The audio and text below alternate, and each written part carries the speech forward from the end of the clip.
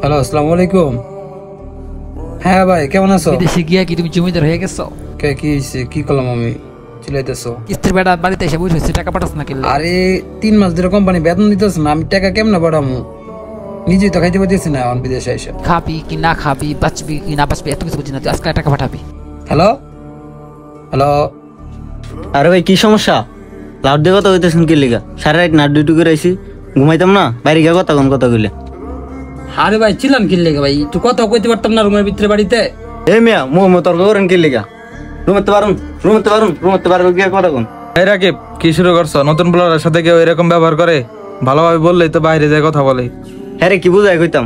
এবারে তুই বারোস না কি লিগা? এমন বারোস না কি লিগা? যা বারু।